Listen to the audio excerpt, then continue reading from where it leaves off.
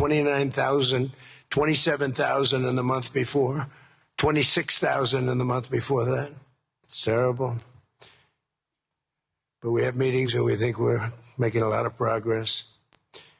Thanks as well to Secretary Scott Bessent, Howard Lutnick, and Chris Wright, U.S. Trade Representative, Jamieson Greer. They're all doing such an incredible job. Ambassador Callista Gingrich, who is here, doing a fantastic, really fantastic work. Thank you, Callista. And many other members of my administration who are so committed to peace, and they're also committed to great success. Very importantly, let me recognize the very first group of distinguished members of the Board of Peace. They will be introduced by name in just a moment. Caroline will be doing that introduction. And to each and every one of you, we are truly honored by your presence today. Leaders of countries, in most cases, very popular leaders. Some cases, not so popular, but that's the way it goes in life. Thanks as well to President Karol Nawrocki of Poland, who's a fantastic man. He just won a very big election. I'm very proud of him.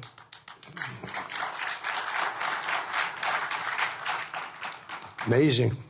Along with former Prime Minister of the United Kingdom, Tony Blair. Thank you, Tony, for being here. We appreciate it. And members of the Board of Peace Executive Board, great group. This week marks the one-year anniversary of my second inauguration as president. No administration in history has achieved such a sweeping turnaround in 12 months' time at home and abroad. We have a tremendous mandate. We won the popular vote by millions. We won every swing state to 7. They were saying, can you win all 7? Is it possible? Because it's not done. And we won all 7. We have a great mandate back at home. As I said yesterday, the U.S. economy is booming with virtually no inflation. It was 1.2% for the last 3 months. And we inherited the worst inflation in the history of our country. And we have economic growth now of 5.4%, looks like. And I think that number can double and triple if we do the right things and if we change thinking so that if you announce good numbers, the markets go up instead of if you announce good numbers, the market goes down because everybody tries to kill it by lowering or raising interest rates depending on the situation. When America booms, the entire world booms. And we have secured commitments for over $18 trillion in new investment coming into our country, which is a record by many times over, not just by a little bit, by many times. There's no country ever in history that's gotten anywhere near that number. Slashed our trade deficit by 77%. This is in 1 year. Yesterday was 1 year. And signed historic trade deals with nations from all over the globe. Today, the world is richer, safer, and much more peaceful than it was just 1 year ago. We put out all those fires. A lot of people didn't know, including me, that some of those wars were going on. And some of them were going on for, in one case, 32 years, in another case, 35 years, and another one, 37 years. We were very happy to stop the war that had started with India and Pakistan, 2 nuclear nations.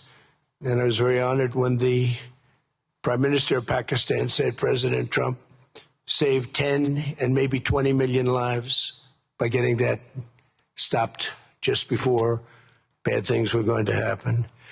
As president, I ended those 8 wars in 9 months, including Cambodia and Thailand. And by the way, many of the leaders are here. Kosovo and Serbia, the Democratic Republic of the Congo and Rwanda, Pakistan and India, Israel and Iran, Egypt and Ethiopia. We're working on that right now. I met yesterday with a very good general and a very good leader of Egypt.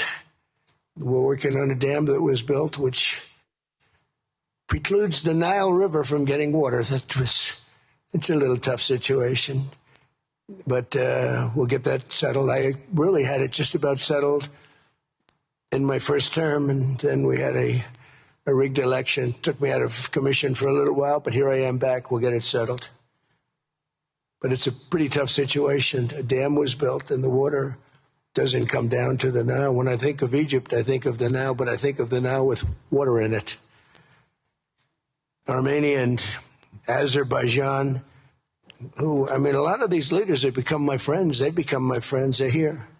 And, of course, the war in Gaza, which is really coming to an end. We have little fires that we'll put out, but they're little. They were giant, massive fires, and now they're down to little fires. We can put them out very easily. We have 59 countries that are involved in peace in the Middle East. Many of them not in the Middle East. They're near the Middle East, but they're not in the Middle East. And many have said that if Hamas doesn't do what they promised they would do, and I think they probably will, but they were born with rifles in their hands. They were literally born. The first day they had a rifle put into their hands, but they have to give up their weapons. And if they don't do that, it's going to be the end of them. But many countries have told me we want to go in and do it. And they really aren't countries that you traditionally think of as being involved in that. But that's the fire. Hezbollah in Lebanon, we have to do something about that. But these are, I call them remnants. They're small remnants compared to what it was before. It was massive, large, powerful countries fighting each other.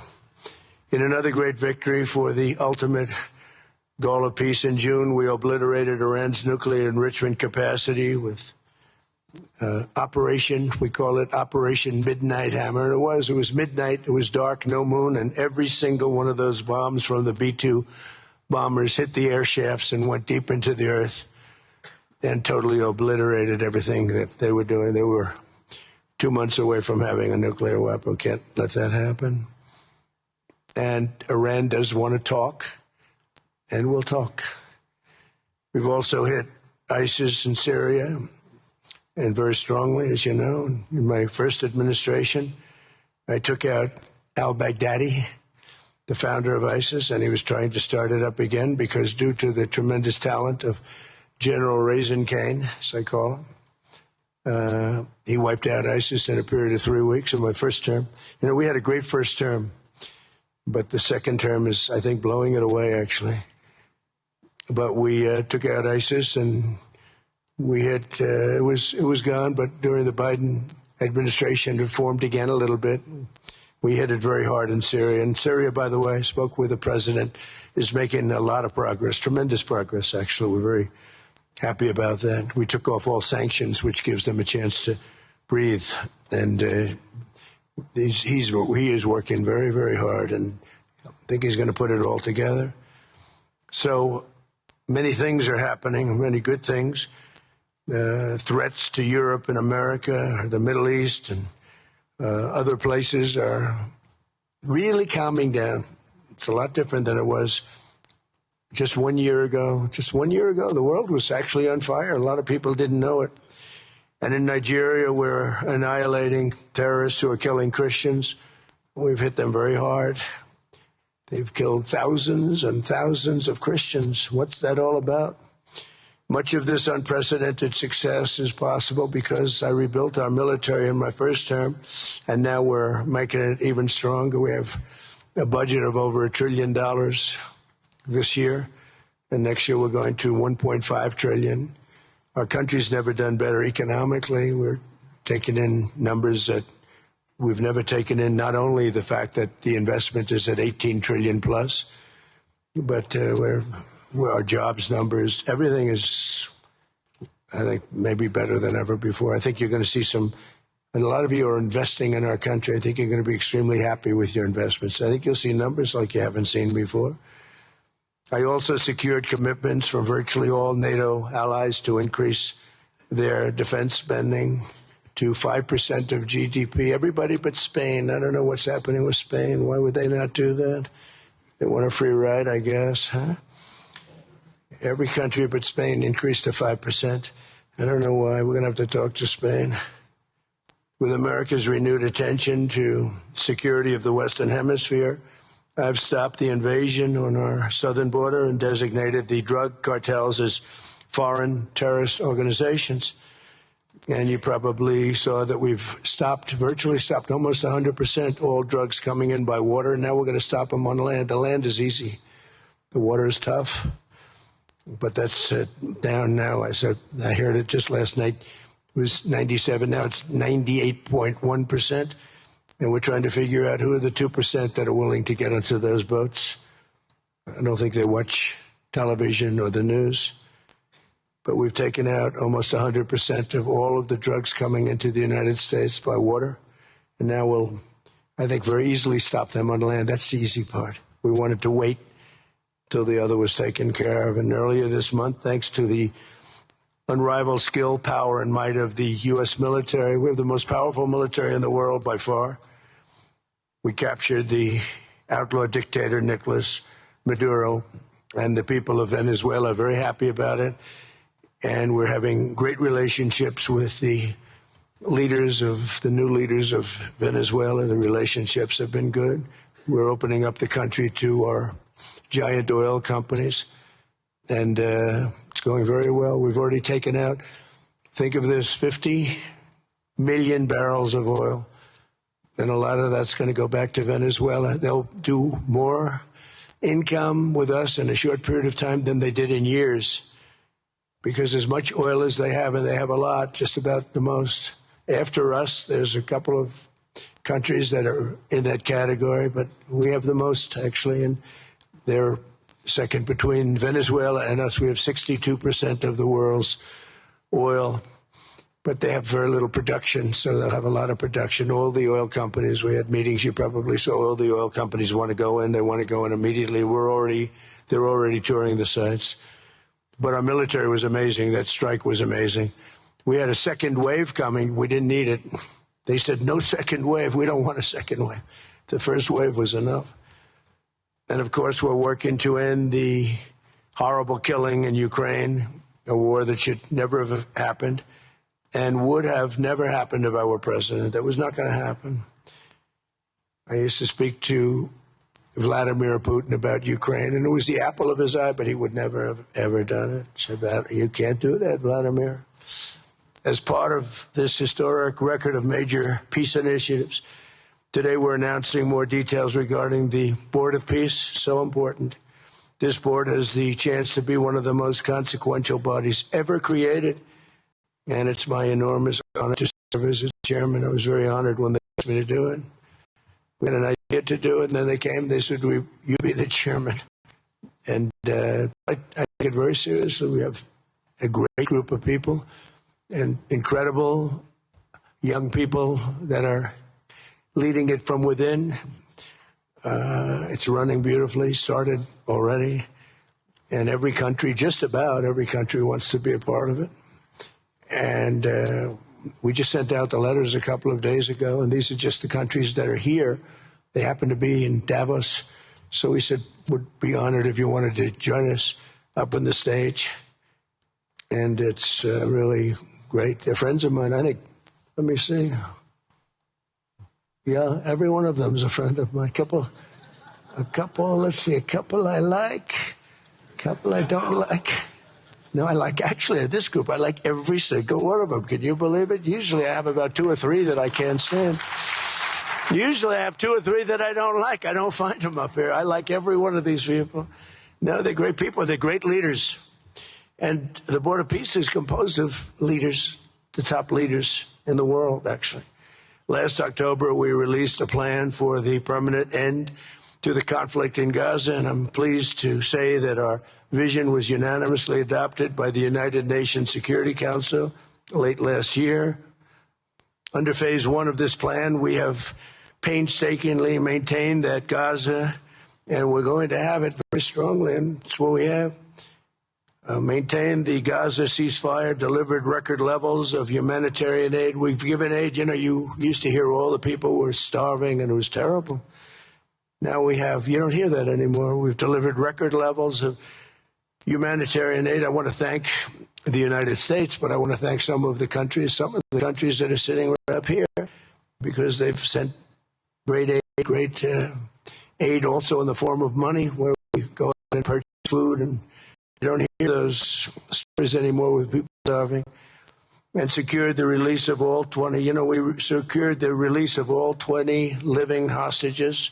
Now I want to thank Steve Witkoff and Jared and everybody for working so hard. They worked so hard, but there were 20 remaining living hostages.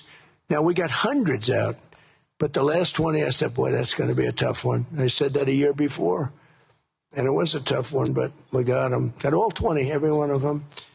And we had also about 28 that were dead, but the parents wanted them just as though they were living, just as much. Some cases it almost seemed more. It was amazing, actually, the love. But their boy had been killed in just about all cases, young men. Their boy had been killed, and they wanted the body of their boy, and it looked like it couldn't be done. And with the exception of one, and we're close on the track of that, we've got them all, every single one of them, which is amazing. It's a rough job. That was a rough job. And I've been very clear that Hamas must return that last remaining deceased hostage as well, and that will be the full commitment. And then we get on to other things, and we're committed to ensuring Gaza is demilitarized, properly governed, and beautifully rebuilt. It's going to be a great plan, and that's where the Board of Peace really started. And I think we can spread out to other things as we succeed with Gaza. We're going to be very successful in Gaza. It's going to be a great thing to watch, and we can do other things. We can do numerous other things. Once this board is completely formed, we can do pretty much whatever we want to do, and we'll do it in conjunction with the United Nations. I've always said the United Nations has got tremendous potential, has not used it, but there's tremendous potential in the United Nations, and you have some great people at the United Nations, but so far it hasn't. On the 8 wars that I ended, I never spoke to the United Nations about any of them, and you would think that I should have. You would think they could have done those 8 wars, but they couldn't have, and they tried, I guess, in some of them, but they didn't try hard enough. But there's tremendous potential with the United Nations, and I think the combination of the Board of Peace with the kind of people we have here, coupled with the United Nations, can be something very, very unique for the world. It's for the world. This isn't United States. This is for the world. As everyone can see today, the first steps toward a brighter day for the Middle East and a much safer future for the world are unfolding right before your very eyes. Together we are in a position to have an incredible chance. I don't even call it a chance. I think it's going to happen. To end decades of suffering, stop generations of hatred and bloodshed, and forge a beautiful, everlasting, and glorious peace for that region and for the whole region of the world, because I'm calling the world a region. The world is a region. We're going to have peace in the world. And boy, would that be a great legacy for all of us. Everybody in this room is a star, or you wouldn't be here. There's a reason that you're here, and you're all stars. You're the biggest people, the most important people in the world, most powerful people in the world. And when you use that genius that you have, that very unusual, very inspired genius, when you use that for peace, the opposite of peace has no chance. So I just want to say it's tremendous to be with you, and I think this is something that we're doing that's very important. This is the most important. I was so looking forward to being here, and yesterday was a tremendous success. A lot of good things happened, but this was something that I really wanted to be here and do, and I could think of no better place because so many people were together.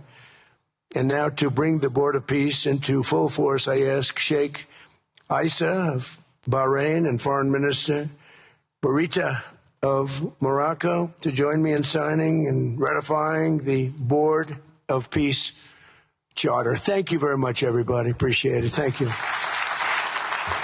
Thank you.